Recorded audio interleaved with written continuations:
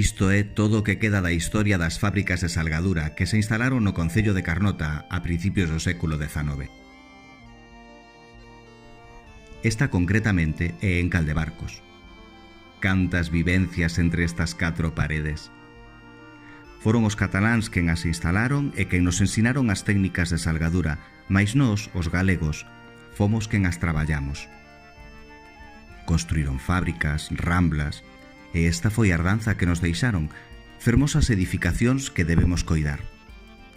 Hoxe veñen á miña memoria todas estas historias gracias ao Vin de Mover, que a súa 11ª edición está dedicada á industria da sardiña en Carnota. Non vos podedes perder esta gran festa que terá lugar en Carnota do 28 ao 31 de marzo.